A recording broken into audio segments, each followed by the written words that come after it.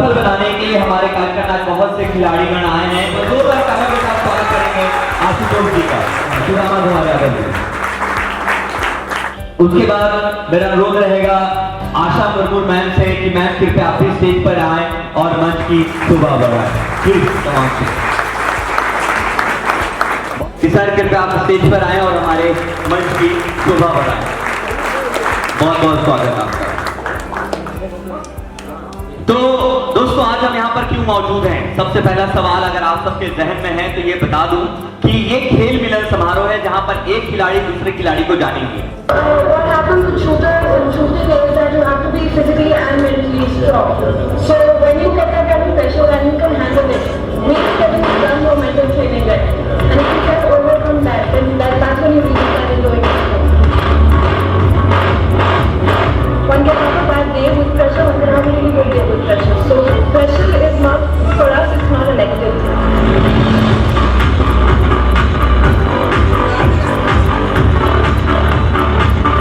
बिहार की बेटी श्रेयसी सिंह को सम्मानित किया गया है। निशानेबाजी में शानदार प्रदर्शन के लिए पुरस्कार से सम्मानित किया गया। तस्वीरें आप देख पा रहे हैं जहाँ पर राष्ट्रपति रामनाथ कोविंद ने उन्हें सम्मान दिया है। तो हम सुनना चाहेंगे श्रेयसी दीदी को अर्जुना पुरस्कार विजेता, कॉमनवेल्थ गेम्स में स्वर्ण पदक विजेता, बिहार राज्य से जमुई विधानसभा से भाजपा प्रत्याशी श्रेयसी दीदी।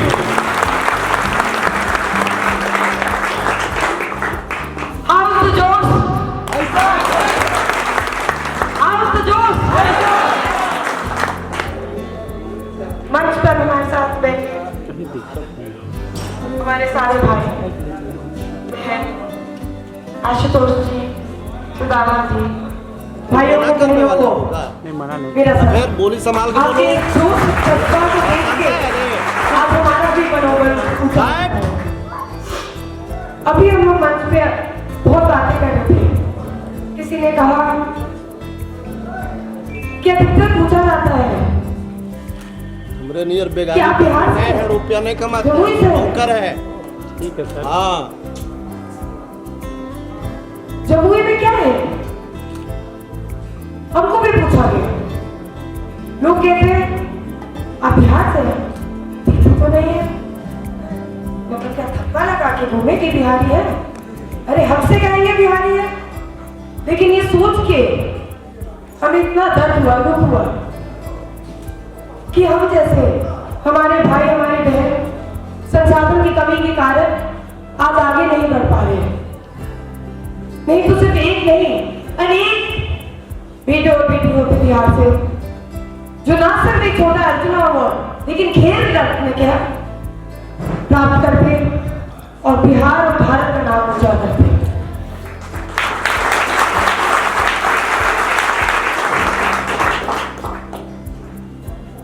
ये कोई पॉलिटिकल कार्यक्रम नहीं है।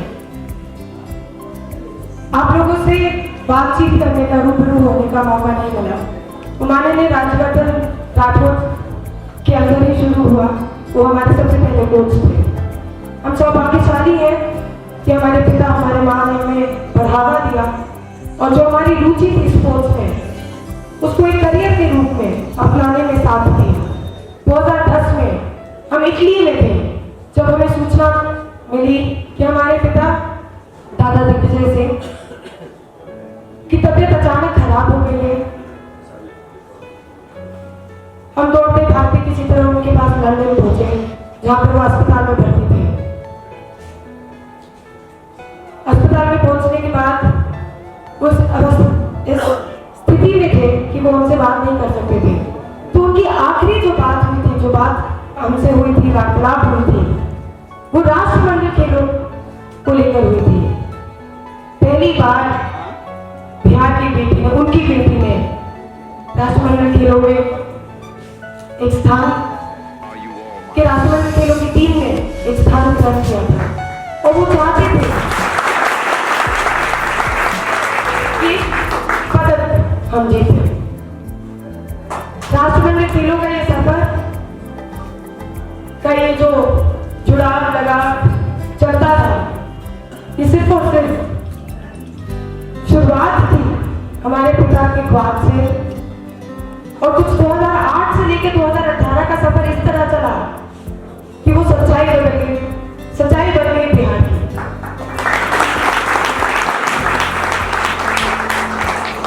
पापा से सीखने के लिए बहुत कुछ मिला।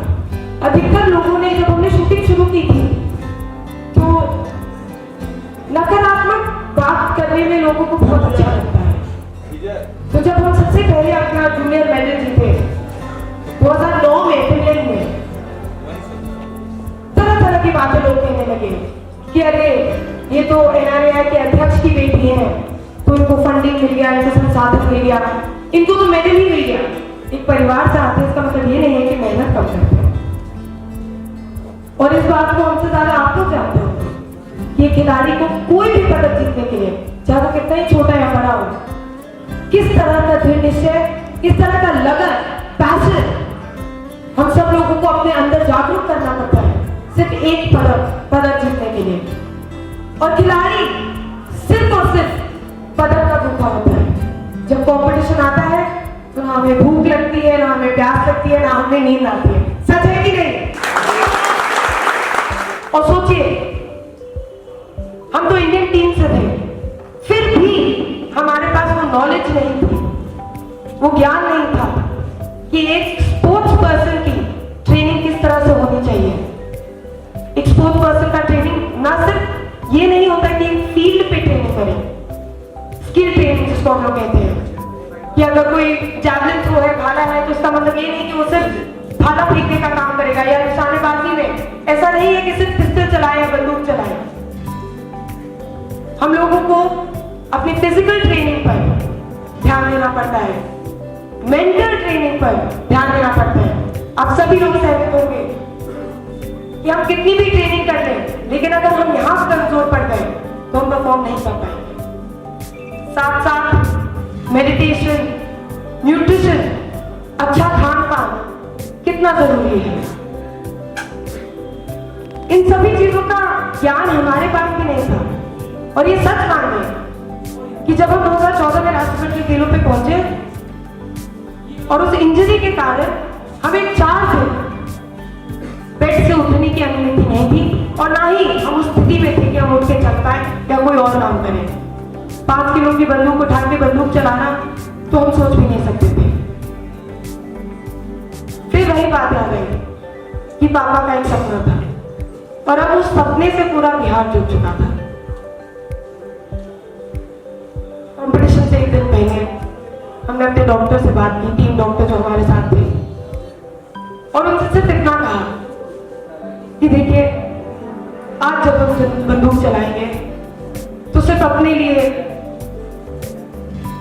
या अपने परिवार के लिए तो नहीं चलाएंगे।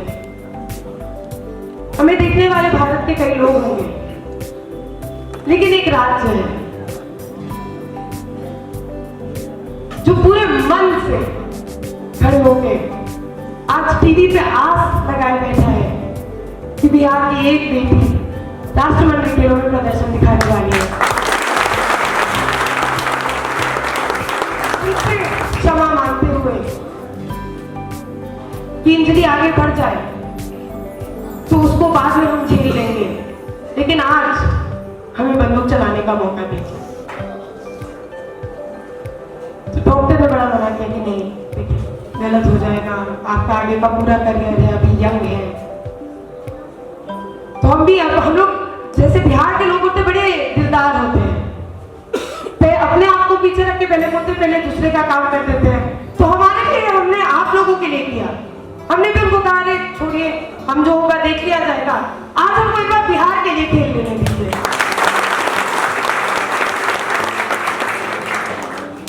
इसे हम दृढ़ निश्चय से जोड़ते हैं। 6 दिन बिना प्रैक्टिस किए एक ऐसे कंपटीशन को चलाना जहां पे हमारा इमोशनल और मेंटल स्ट्रेंथ की परीक्षा थी। सब लोग देख रहे थे कि अच्छा दादा अब नहीं रहे तो दादा की बेटी क्या करेगी। यहां तक तो पहुंच गई है, लेकिन पदक जीत पाएगी कि नहीं, इस तरह के सवाल हम पर भी उठते हैं। बिहार की, भारत की हम पहले महिला बने जिसने रजत पदक जीता कॉमनवेल्थ गेम्स में।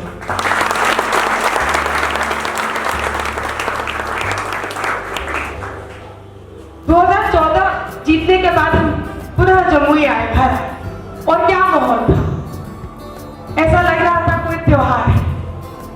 और वो प्यार और सम्मान हमें आज तक याद है। लोगों के दिल में सिर्फ और सिर्फ स्नेह था, बड़ों बुजुर्गों से आशीर्वाद आ रहा था। 1-2 महीने इसी तरह का माहौल चला। हम भी बड़े खुश थे कि जो काम करने गए थे वो करके आए। फिर एक सवाल उठा मन में कि अच्छा, अगर सपना देखा होगा तो रजत का सपना कौन देखता है? सपना तो स्वर्ण का होगा, लेकिन कुछ इसी तरह फिर अगले 4 साल कि नहीं, राष्ट्रमंडल खेलों में आपकी स्वर्ण पदक जीतना है। अगर जमुई के लोगों में ये उत्साह एक रजत को देखकर है तो देखिए स्वर्ण के लिए क्या करेंगे, हम भी देखना चाहते थे।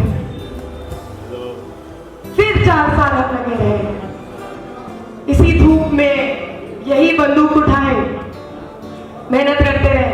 बहुत लोग हमारे पास आए, कहे कि नहीं, आप एक काम कीजिए, वहाँ के बाबा हैं, वहाँ वो पंडित हैं, उनसे मिल लीजिए, आप मूंगा पहन लीजिए, पोखराज पहन लीजिए, आप ये पूजा करवा लीजिए, आप ये दूध वहां से मंगवा कर पीजिए। ऐसी तरह की बातें आपको सुनते होंगे, है कि नहीं? हम भी सुने। खेल से जहां ध्यान हटा वही हम टीम से बाहर हो गए। 2016 कुछ इस तरह बीता कि हम भारतीय नेशनल टीम में भी नहीं थे। अब बड़े असमंजस में कि भाई 2 साल बाद 2018 में राष्ट्रमंडल खेल है, सपना पूरा करने का वही प्रेशर, तो अब क्या करें? वहां काम आई मेहनत। 2016 जब हम टीम से बाहर हो गए तो समय बहुत था। अच्छा, हारना और फेलियर जितना आदमी को सिखा देता है उतना सक्सेस कभी नहीं सिखा पाए।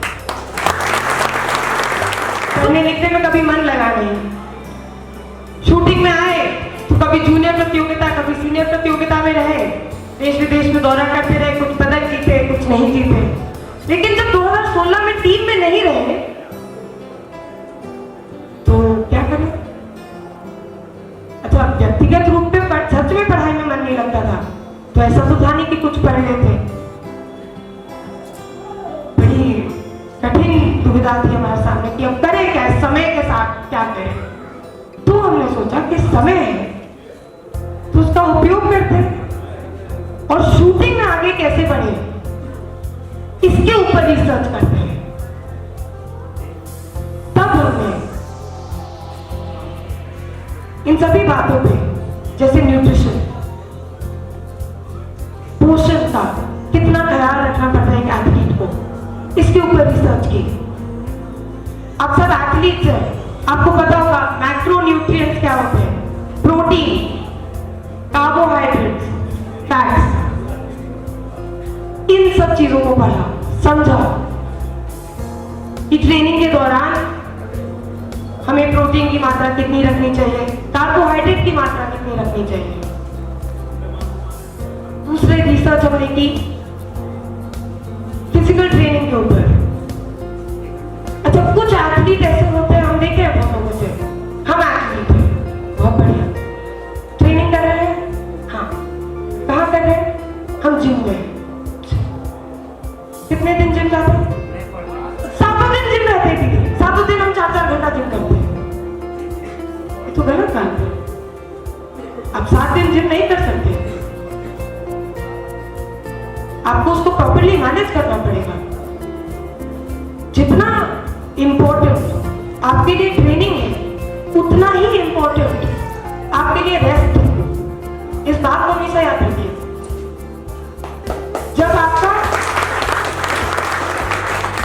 जब आपका मसल ब्रेकडाउन होता है ट्रेनिंग करते उसको रिकवर करने के लिए आपको अच्छे खान पान के साथ एक अच्छी नींद की जरूरत होती है, बॉडी को आराम देने की जरूरत होती है।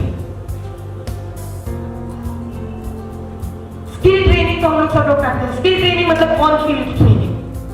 फुटबॉल है तो फुटबॉल खेलेंगे, क्रिकेट है तो क्रिकेट खेलेंगे, निशानेबाजी करते हैं तो हम बंदूक चलाते हैं, उसके बारे में पढ़ा।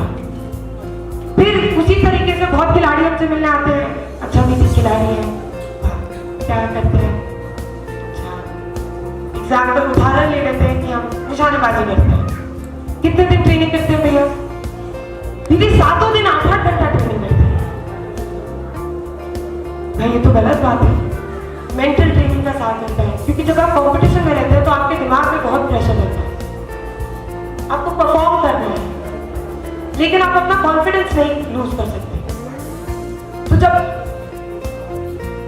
परफॉर्म करना है और अपना कॉन्फिडेंस और फोकस को बना के रखना, और तरह तरह के दिमाग में बातें आ रही हैं कि अरे हमारे पीछे हमारे माँ बाप खड़े होकर देख रहे हैं, हमारा दोस्त बगल में चला रहा है, कहीं हमसे आगे ना बढ़ जाए, इस तरह की बातें आती कि नहीं?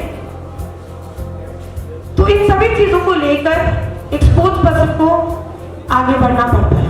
और यही बात हमें हारने पर 2016 में सीखने को मिली। जब हमारे पास समय मिला तब हमने ये सारी बातें समझी। तो हमारे साथ ऑस्ट्रेलिया की अन्ना कॉक्स थी। अब वो ऑस्ट्रेलिया की थी तो वहां की जनता भी ऑस्ट्रेलिया की थी। हमारे जमुई के भाई बहन तो नहीं गए थे हमारे साथ। तो वहां पे पूरा जो ऑडियंस स्टैंड था वो लगे हल्ला करने, ओजी ओजी। अब हमारा दिल धक धक धक धक धक धक धक धक धक। बहुत कम आवाज आ रही है, हमारा कोई नहीं है क्या? पीछे खड़ो। पीछे स्टैंड में हमारी एक बड़ी बहन मानसी थी। एक पतली सी आवाज उस औरती के बीच में आई, वंदे मातरम।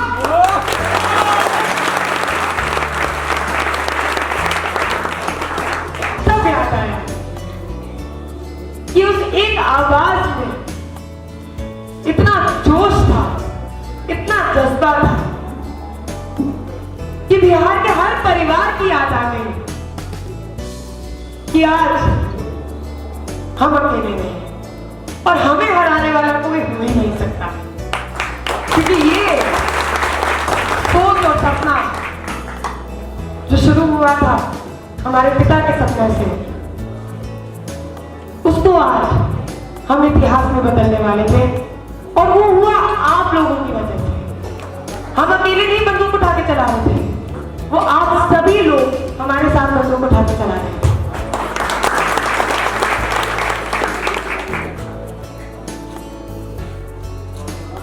बिहार के सभी वासियों ने, भारत के सभी लोगों ने उस दिन जब टीवी ऑन करके हमारे साथ राष्ट्रगान गाया, तब गर्व से सीना चौड़ा हुआ। और एक रिपोर्टर आया हमारे पास, उसने पूछा कि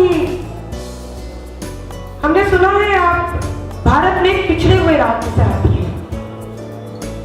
We've heard that you're from India, but from a backward state in India. तो कहां से आती हैं? हमने भी बड़े गर्व से बोला हम जमुई से आते हैं। अगले दिन का headline, Jamui girl will born in Australia। आज आप लोगों के बीच आकर बैठकर बातें करके, कुछ पुरानी यादें ताजा करके बहुत अच्छा लगा है।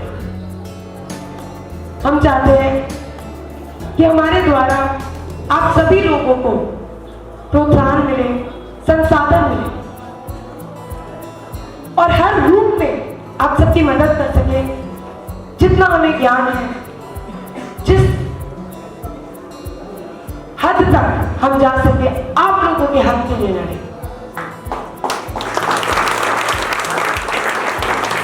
जैसा अभी अंकित जी ने कहा, that my life is not a game,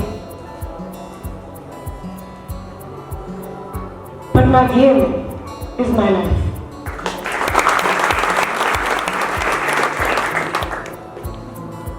प्रतिभाओं की कमी नहीं है, ये हम भी जानते हैं और समझते हैं।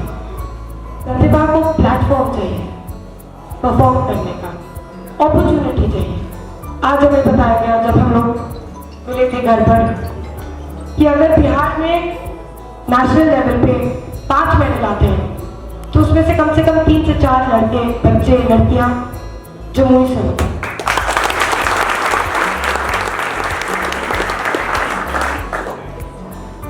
हमारा ये मकसद रहेगा कि जिस भी रूप में, जिस भी तरह से हम आप लोगों के लिए जी जान लगा देंगे, उस लगन से मेहनत करेंगे, उस लगन से बढ़ावा देंगे कि हर अखबार में, दुनिया के हर अखबार में एक खबर छपेगी कि Jamui girl and Jamui boy wins gold eight international.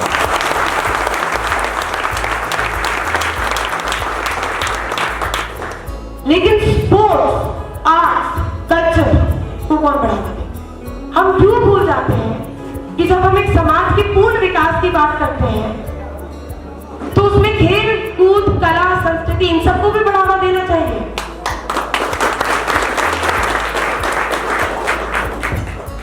हम उन लोगों में से नहीं हैं कि आज कुछ कहेंगे, आश्वासन देके चले जाएंगे। इन सभी चीजों से हम खुद छूट चुके हैं। एक महिला है और स्पोर्ट्स किस तरीके से मेल डोमिनेटेड है हम लोग के पूरे कंट्री में, उसको ऐसे गर्ल हम समझते हैं। एक बार हम लोग वर्ल्ड कप थे, मैक्सिको में एक वर्ल्ड कप चला रहे थे। वहाँ एक कारतूस होता है RC4, इटली में बनता है, अच्छा कारतूस होता है। तो सब लोग, अधिकतर इंडियन टीम के प्लेयर्स उसी से चलाते हैं। तो मैक्सिको के वर्ल्ड कप में वो कारतूस कम था, कुछ कम संख्या में थी। तो हम ही लोग के टीम मैनेजर और कोच आके हम लोग को बोलते हैं कि अच्छा, ये जो RC जो कारतूस है इसको मेंस टीम को दे देते हैं और महिला की टीम में वो कोई और अदर कारतूस से चला दे। ये क्या भेदभाव है?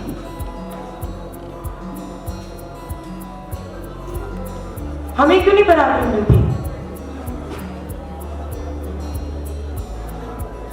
इन सभी छोटी छोटी कहानियों को बताने का सिर्फ एक ही मकसद है कि खिलाड़ी की सोच को, दिक्कत को हम बहुत अच्छे तरीके से समझते हैं और इसीलिए आज आप लोगों से मिलने का मन किया, अपनी बात को सामने रखने का मन किया। अब लोग पूछते हैं कि स्पोर्ट्स में विजन क्या है, आप क्या करेंगे? तो एक उदाहरण के तौर पे आप लोगों ने मध्य प्रदेश स्पोर्ट्स अकेडमी का नाम सुना है? अच्छा, कितने लोग जानते हैं? हाथ उठा दीजिए। मध्य प्रदेश स्पोर्ट्स अकेडमी एक ऐसी अकेडमी है जिसमें छोटे से लेके बड़े हर खिलाड़ी के लिए स्टेट फंडेड, गौर कीजिएगा बात को, वो स्टेट फंडेड है फुली तरीके से। और उसमें बच्चों की पढ़ाई से लेके जिस भी खेलकूद में वो आगे बढ़ना चाहते हैं उसकी ट्रेनिंग, साथ ही उनके रहने का, खाने पीने का, जिम का ट्रेनिंग, योगा का ट्रेनिंग, इन सभी चीजों की ट्रेनिंग स्टेट करती है, मध्य प्रदेश स्टेट करता है। कुछ उसी तरह का विजन हम भी जमुई में, बिहार में लेकर आना चाहते हैं। वो मेरा अपना सपना है।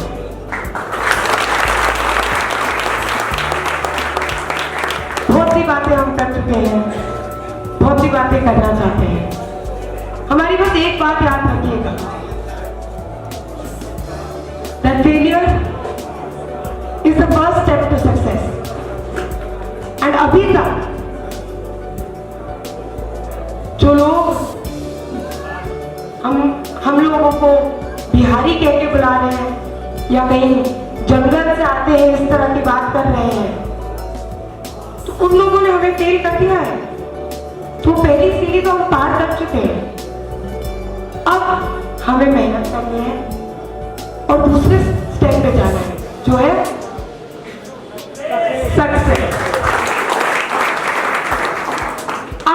जान से लगे रहिए। जितनी सेवा, जितनी आवाज हम आपके लिए उठा पाएंगे, हम आजीवन करते रहेंगे। 10 तारीख को चुनाव का परिणाम जो भी हो। हमसे बातचीत की, हमारी बात सुनी, उसके लिए बहुत बहुत धन्यवाद। और भाइयों बहनों, सोशल मीडिया के माध्यम से या हमारे मोबाइल नंबर लेके किसी ना किसी तरीके से हमसे जुड़े जरूर रहिए। हम सिर्फ और सिर्फ आपकी मदद करने आए हैं। धन्यवाद। आशुतोष कुमार सिंह से कि सर आप कृपया आए और अपनी बातें आज के कार्यक्रम के संबंध में राज्य स्तर पर 21 मेडल विजेता आशुतोष कुमार सिंह जी को सुनने जा रहे हैं। सर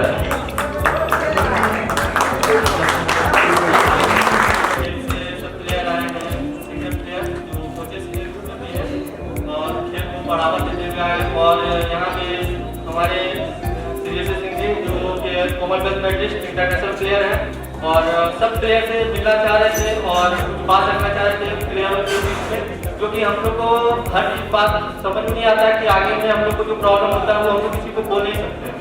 तो हम लोग को मिलना और इन लोग से सहायता से हम लोग थोड़ा खेल को और आगे बढ़ाने के लिए, थोड़ा बात रखने के लिए, जो भी खिलाड़ियों के साथ प्रॉब्लम होता है, प्लेयर लोग बहुत स्ट्रगल करते हैं, बहुत सारे प्रॉब्लम होते हैं जो कि हम लोग को किसी को बोल नहीं पाते हैं। बोलते हैं तो बहुत सारे ऐसा होता है कि इग्नोर कर दिया जाता है। तो हमारे जम्मू जिले से एक छोटे से जिले में बहुत सारे ऐसे प्लेयर हैं कि इंटरनेशनल प्लेयर हैं, चाहे वो क्रिकेट से हो, फुटबॉल से हो, चाहे वो एथलेटिक्स से हो, हर गेम से हैं और सब अच्छा प्रदर्शन कर रहे हैं। और हमारा जम्मू जिला का बिहार में कभी ज़्यादा वर्चस्व रहा और खेल के क्षेत्र में बहुत आगे रहे। और हम चाहेंगे कि सीसी जी हम लोग को थोड़ा खेल के में मदद करें और आगे चल के जो भी प्रॉब्लम हो तो सॉल्व करें।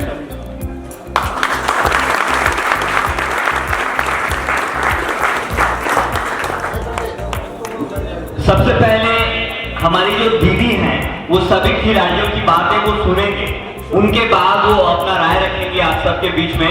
तो एक बार जोरदार तालियां हमारे आशुतोष जी के लिए। सभी को हम लोग तालियां बजाएंगे, ओके? ऐसे नहीं बजाएंगे, पता चलेगी कि जोश कितना है हमारे कार्यक्रम में। क्या बात है? 2 3 4 5 लास्ट नंबर है, लास्ट लैप है, जान लगा देना है। 10। क्या बात है, क्या बात है। और third youth Asian athletic championship 2019 में भी इन्होंने पार्टिसिपेट किया। आइए इनका अनुभव जानते हैं और हमारी दीदी से इनकी क्या कह सकते हैं, क्या उम्मीद है वो जानते हैं। Sir over to you. हमारे गाँव में प्रतिभा की कमी नहीं है, लेकिन जो कमी है यहाँ की प्रतिभा को दिखाने वाला की कमी है, क्योंकि यहाँ बहुत सारे प्लेयर, अच्छे प्लेयर हैं और यहाँ ज्यादातर कोई संसाधन या तो वो अपने बल पे कर रहा है या तो घर के सपोर्ट से, और अदरवाइज कहीं से कोई सपोर्ट नहीं हुआ। आज तक मैं एक बार इंटरनेशनल पार्टिसिपेट किया हूँ यूथ एशिया गेम में, जब मेरा लिगामेंट टूट गया था पार्टिसिपेट करते टाइम।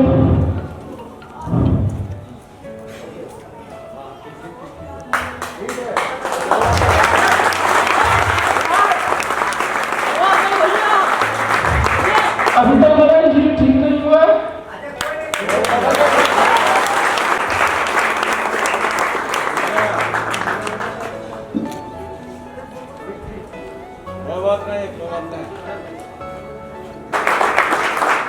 लहरों से डर के नौका कभी पार नहीं होती, कोशिश करने वालों की कभी। मैं उस समय वर्ल्ड लीडिंग पे वर्ल्ड लीड कर रहा था, 1 नंबर मेरा परफॉर्मेंस था पूरा वर्ल्ड के हिसाब से। और मैं यूथ एशिया खेलने का वहाँ मेरा वार्म के दौरान मेरे घुटने में चोट लगा और मैं वहीं पे मतलब कंपटीशन से आउट हो गया। मैं हर जगह से मदद मांगी, लेकिन कुछ ही जो आगे आए उसके बाद कहीं से कोई मदद नहीं मिली। जिला प्रशासन से लेकर खेल विभाग से हर जगह मैंने किया, लेकिन कोई आज तक कोई सपोर्ट नहीं। ये जम्मू में बहुत सारे प्लेयर हैं जो कि बहुत अच्छे कर सकते हैं, लेकिन यहाँ के संसाधन और यहाँ स्पोर्ट्स को सबसे पहले पॉलिटिक्स की नज़र से देखा जाता है। और अगर स्पोर्ट्स में पॉलिटिक्स दूर हो जाए तो हमारे जम्मू के प्लेयर बहुत अच्छा करेगा और इंटरनेशनल मेडल जीतेगा। अंतरराष्ट्रीय स्वर्ण पदक विजेता भी हैं, तो और तालियां। बहुत बहुत धन्यवाद। Thank you for this stage and Good morning for all players, seriously and senior players. मुझे आज बहुत खुशी हो रही है इस स्टेज पे आकर और बहुत अच्छा भी लग रहा है कि आज आप लोग यहाँ पे आए और मुझे खुशी हो रही है कि आप लोग यहाँ पे आकर सम्मानित हो रहे हैं और सम्मानित प्राप्त कर रहे हैं। और मैं बताना चाहता हूँ कि ऐसा मैं ही नहीं कर सकता कि सिर्फ मैं ही इंटरनेशनल में गोल लगा सकता हूँ, यहाँ के सारे प्लेयर्स लगा सकते हैं, but without practice is not possible. तो हर एक लेवल से ये बोलना है मुझे, profession this is a life. जो इसे नहीं समझते हैं, जो इसे एक खेल के जैसा जाना है कि जो पानी से नहाते हैं वो लिबास बदलते हैं, जो पानी से नहाते हैं वो लिबास बदलते हैं, और जो पसीने से नहाते हैं वो इतिहास बदलते हैं। तो हम सब इतिहास बदले आए हैं जैसे के साथ। तो बढ़ते हैं आगे और अब हम लोग सुनेंगे मनोज गुप्ता जी को, जो कि रग्बी फुटबॉल प्लेयर है और 15 टाइम इन्होंने राज्य स्तर के गेमों में पार्टिसिपेट किया है और 1 टाइम इंटरनेशनल मैच में सिल्वर मेडल विजेता है 2017 मनोज गुप्ता जी। सर जी नमस्कार। मुझे बहुत खुशी हो रही है कि आज मैं श्री दीदी के साथ मंच पे बैठा हूँ और जमुई में बहुत सारे खिलाड़ी हैं जो कि कुछ भी कर सकते हैं थोड़ा सा सपोर्ट मिलने के बाद, लेकिन यहाँ ना तो हम लोगों को राजनीतिक तौर पे कोई सपोर्ट मिलता है, ना तो प्रशासनिक तौर पे सपोर्ट मिलता है। धन्यवाद। सपोर्ट नहीं मिलता है, इसलिए तो हमारी दीदियां हैं सपोर्ट दिलाने के लिए। फिर से तालियां। बहुत बहुत धन्यवाद। अब मैं अनुरोध करूंगा अनुराग सिंह जी से, राज्य और अंतर्राष्ट्रीय स्तर के हमारे फुटबॉल खिलाड़ी हैं। सर कृपया आप भी 2 शब्द हमारे आज के कार्यक्रम के संबंध में कहें। नमस्ते दोस्तों, नमस्ते दीदी। प्लेयर की कमी यहाँ पे नहीं है, एक से एक खिलाड़ी यहाँ पे हैं, कुछ बिगड़ गए, कुछ ऐसे भी प्लेयर हैं, इसलिए आशा है आप दीदी से कि हमारे सभी जो प्लेयर हैं उनके लिए कुछ न कुछ करें। वो अवश्य करेंगे क्योंकि वो खुद हमारे खेल क्षेत्र से हैं। उनके बारे में बताऊंगा थोड़ी देर के बाद, लेकिन मैं चाहूंगा कि मैं जोरदार तालियां आप लोग बजा दें फिर से। बहुत बहुत धन्यवाद। इतना तो इस कार्यक्रम में आकर समझ में आ गया कि सभी खिलाड़ी यहाँ पर पूरे जोशीले हैं क्योंकि वो ताली बजाने में कोई कंजूसी नहीं कर रहे हैं। तो आप सब जब ताली बजा रहे हैं तो एक शेर ताली के नाम कि मुझे लगता है आप लोगों को जरूरत है चाय की प्याली की, मंदिर को जरूरत है पूजा की थाली की, और यहाँ पर बैठे सभी खिलाड़ियों की उन्नति के लिए जरूरत है आप सबों की ताली की। जोरदार ताली। चलिए आगे बढ़ते हैं मयंक मेहता जी से, जो कि क्रिकेटर हैं और अभी हम सब क्रिकेट में भी बहुत ध्यान देते हैं। आइए इनकी बातों को सुनते हैं और सुनते हैं कि यहाँ जमुई में क्या सुरक्षा है नहीं। Sir please. ये यहाँ इंफ्रास्ट्रक्चर का ही कमी है और जब हम लोग बाहर खेलने के लिए जाते हैं तो लोग बोलते हैं जमुई, वहाँ तो जंगल वंगल है, वहाँ पे कैसे क्रिकेट होता है। तो हम लोग को भी थोड़ा हंसी आती है कि अरे भाई क्या बोल रहे हैं आप लोग। यहाँ पे आउटडोर स्टेडियम का बिल्कुल कमी है। बात रहा प्लेयर का, तो प्लेयर को सुविधा नहीं है लेकिन हौसला बुलंद है। हम लोग आंधियों को शौक है मेरे घर गिराने की, अगर आंधियों को शौक है मेरे घर गिराने की, तो आप खिलाड़ियों को भी शौक है उसी आंधी में अपना घर फिर से बनाने का। बहुत बहुत धन्यवाद। अब आशुतोष जी ने अनुरोध किया है कि हमारे बीच एक बैडमिंटन खिलाड़ी भी हैं नितेश जी, तो उन्हें भी मंच पर हम बुलाना चाहेंगे और उनकी भी बात सुनना चाहेंगे। जी नमस्ते। यहाँ बैडमिंटन हॉल का सबसे बहुत ज़्यादा बहुत दिक्कत, कोई भी इंडोर हॉल में ना हमारे पास लाइट है ना प्रॉपर प्लेयर सब यहाँ सब स्टेट रिप्रेजेंट कर रहे हैं, नेशनल खेल रहे हैं, लेकिन किसी को ठीक से प्रॉपर टाइम नहीं हो रहा है। वहाँ पे ज़्यादातर इतना पार्टी पॉलिटिक्स का वहाँ पे प्रैक्टिस का एकदम दिक्कत है और अभी भी वहाँ पे इतने कोर्सेस सब आ चुके हैं कोई ज़्यादा नहीं, ये सब थोड़ा बहुत ज़्यादा प्रॉब्लम है और कोशिश है आपसे कि हम लोग इंडोर हॉल करवा दें। Thank you. बहुत बहुत धन्यवाद। और सभी आप लोग में सभी में एकता बनी रहे और कि हम लोग दीदी को सपोर्ट कर सके। दीदी हैं तो हम लोग दीदी को सपोर्ट कर सके। Thank you. बहुत बहुत धन्यवाद। और सिर्फ कॉमनवेल्थ या फिर ओलंपिक, आप लोग क्या चाहते हैं?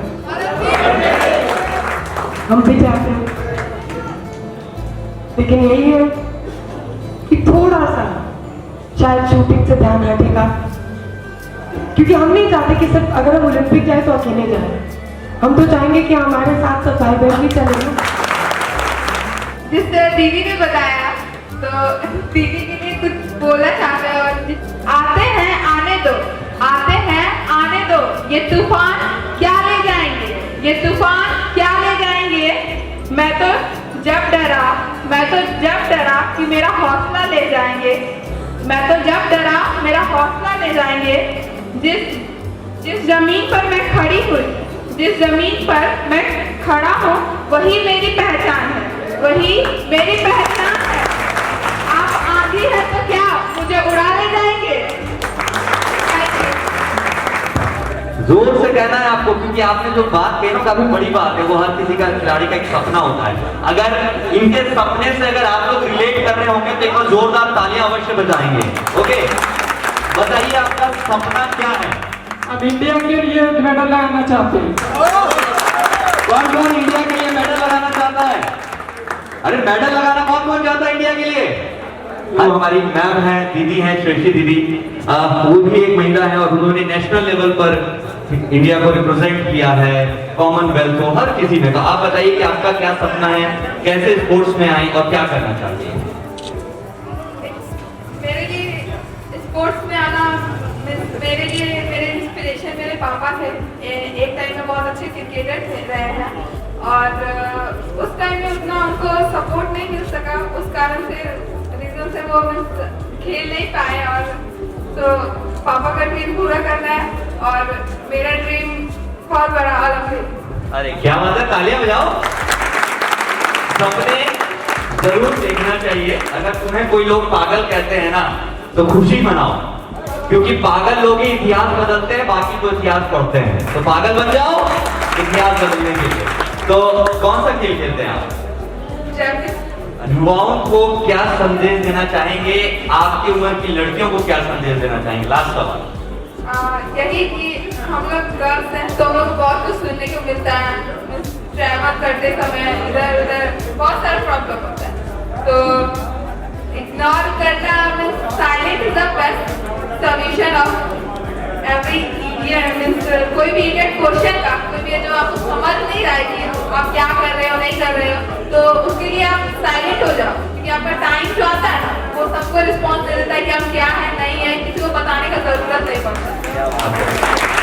मतलब इनका साफ तौर पर कहना है कि मेहनत इतनी खामोशी से करो कि सफलता शोर मचा दे।